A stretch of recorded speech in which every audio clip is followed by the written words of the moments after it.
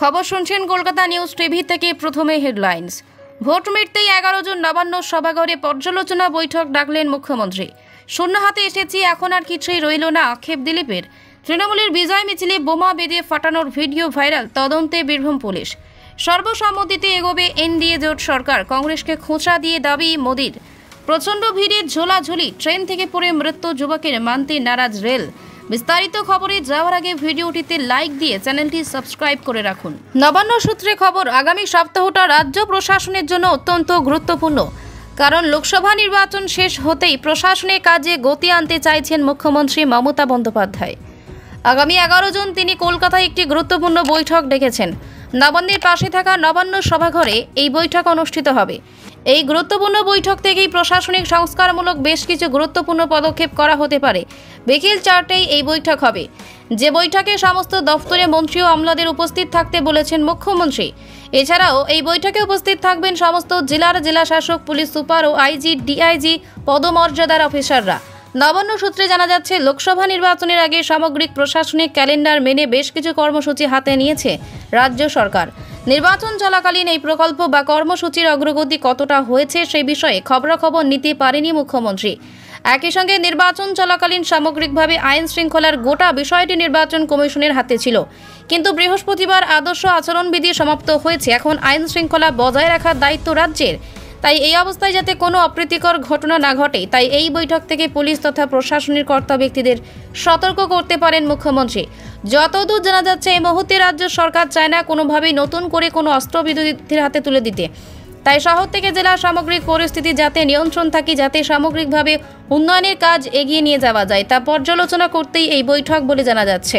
প্রথম দিকে রাজ্য প্রশাসনের তরফে যা খবর পাওয়া যাচ্ছিল, তাতে এই পর্যালোচনা বৈঠক হওয়ার কথা ছিল 12 জুন, কিন্তু মুখ্যমন্ত্রী সেটিকে একদিন এগিয়ে আনেন বলেই খবর। আগামীকাল অর্থাৎ শনিবার লোকসভা নির্বাচনে তৃণমূল কংগ্রেসের জয়ী সাংসদদের সঙ্গে নিয়ে বৈঠকে বসেছেন মুখ্যমন্ত্রী। আগামীকাল দুপুরে মমতা বন্দ্যোপাধ্যায়ের বাসভবনেই এই বৈঠক অনুষ্ঠিত হবে। দলীয়ভাবে তৃণমূলের সাংসদদের সমস্ত দায়িত্ব তিনি বুঝিয়ে দেওয়ার চেষ্টা করবেন এই বৈঠক থেকেই বলে মনে করা হচ্ছে। একইভাবে আগামী 11 জন প্রশাসনিক কর্তা ব্যক্তিদের নিয়ে তিনি যে গতিতে পশ্চিমবঙ্গ উন্নয়নের পথে এগিয়ে চলছিল, সেই ধারা অব্যাহত রাখার বার্তা দিতে পারেন বলেই মনে করা হচ্ছে। ভিড়ে চাপে ভেতরে ঢুকতে পারেননি, তাই বাধ্য হয়ে ট্রেনের রেলিং ধরে ঝুলছিলেন। এভাবে ঝুলতে ঝুলতে যাবার সময় মাঝপথে পড়ে গিয়ে মৃত্যু হলো এক যুবকের। শুক্রবার টিটাগড় ও খড়দা স্টেশনের মাঝে এমনটাই ঘটনা ঘটেছে। মৃতের নাম মোহাম্মদ আলী হাসান আনসারি, বয়স 29। সূত্র মারফত জানা গিয়েছে, তিনি ট্রেন থেকে পড়ে গিয়ে গুরুতর আঘাত পান, তার ফলেই যুবকের মৃত্যু হয়েছে।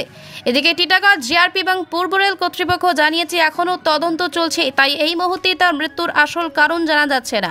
শুক্রবার সকাল 9টা নাগাদ এই ঘটনা ঘটে। মৃত ব্যক্তি টিটাগড়ের পুরানি বাজার এলাকার বাসিন্দা বলে জানা গিয়েছে। তিনি এদিন টিটাগড় থেকে ট্রেনে উঠেছিলেন। ভিড়ের চাপে ট্রেনের ভিতরে ঢুকতে না পেরে বাইরেই রেলিং ধরে ঝুলছিলেন, তখনই আচমকা পড়ে যান। এরপর তাকে এই কামরায় থাকা কয়েকজন সহযাত্রী মিলে তালপুকুরে বিএন বসু হাসপাতালে নিয়ে যায়। সেখানে তাকে পরীক্ষা করে চিকিৎসকেরা মৃত বলে ঘোষণা করেন। এই বিষয় নিয়ে টিটাগড় জিআরপির সঙ্গে যোগাযোগ করা হলে তারা জানায়, টিটাগড় স্টেশন মাস্টার তাদের এই ঘটনা জানায়। তবে এই সময় কর্মরত স্টেশন মাস্টার ওই যুবকের মৃত্যুর কারণ হিসেবে কিছু জানাননি। বর্তমানে টিটাগড় জিআরপির আধিকারিকেরা ঘটনাস্থলে তদন্ত করছেন। অন্যদিকে বিষয়টি নিয়ে পূর্ব রেলের মুখ্য জনসংযোগ আধিকারিক কৌশিক মিত্রের সঙ্গে ফোনে যোগাযোগ করা হলে তিনি জানান যে আজ সকাল 9টার ঘটনা। তবে এই মৃত্যুর ঘটনাকে ট্রেনের ভিড়ের সঙ্গে এখনই যুক্ত করা হচ্ছে না। ঘটনাস্থলের রেলের আধিকারিকেরা তদন্ত করছেন। তদন্ত শেষ হলে বলা যাবে এই যুবকের মৃত্যুর সঠিক কারণ। সর্বসম্মতিতেই চলবে এনডিএ জোটের সরকার, অর্গানিক জোট আখ্যা দিয়ে নরেন্দ্র মোদী বলেন, এনডিএ জোট সরকার চালানোর জন্য কয়েকটি দলের শুধুমাত্র জোট নয়, এরা আগে দেশ বা রাষ্ট্র গঠনের চিন্তা নিয়ে চলে। শুক্রবার সংসদের সেন্ট্রাল হলে এনডিএ নির্বাচিত সংসদদের নিয়ে বৈঠক হয়। সেখানে বক্তৃতা দেওয়ার সময় প্রধানমন্ত্রী মোদী বিশ্বাসের কথা স্মরণ করিয়ে দেন। শরিকদের থেকে সমর্থন পাওয়ার পর এদিন কড়া ভাষায় একদিকে ইন্ডিয়া জোট, অন্যদিকে কংগ্রেসকে এক হাত নিলেন তিনি। নীতিশ নাইডুর পাশে দাঁড়িয়ে নরেন্দ্র মোদী শুক্রবার বলেন, আমার সৌভাগ্য, এনডিএর নেতা হিসেবে আপনারা আমাকে দায়িত্ব দিয়েছেন। এনডিএর এটা মহাবিজয়। দুদিন এমনভাবে দেখানো হয়েছিল যে আমরা তো হেরে গিয়েছি, কাল্পনিক গল্প বানানো হয়েছিল। সবথেকে মজবুত জোট সরকার এটি।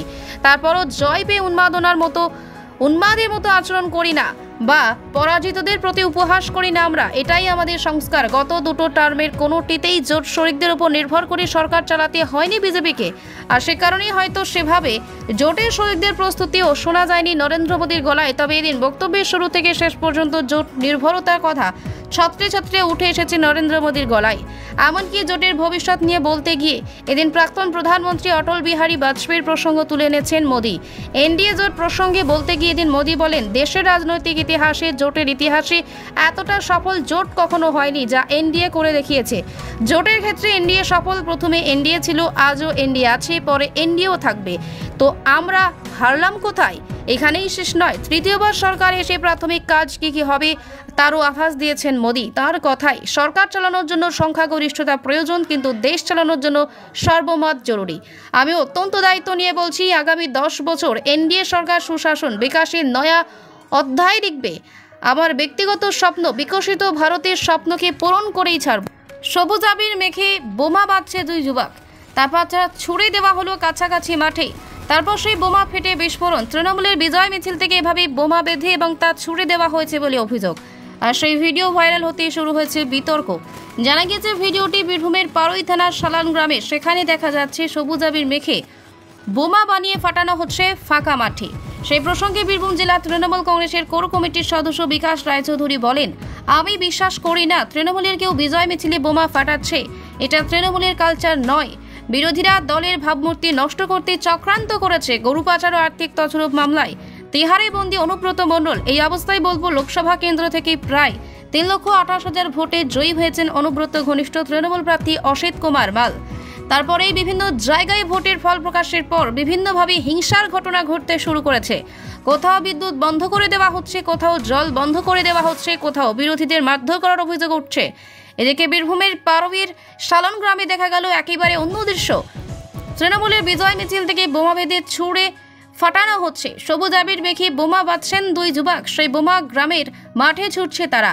এমনকি ভিডিওতে দেখা যাচ্ছে তৃণমূলের বীরভূম জেলা কমিটির লেখা এবং মুখ্যমন্ত্রী মমতা বন্দ্যোপাধ্যায়ের ছবি দিয়ে পোস্টার। সেই পোস্টারের সামনে সে হইচই করছে সবুজ আবির মাখা কয়েকজন।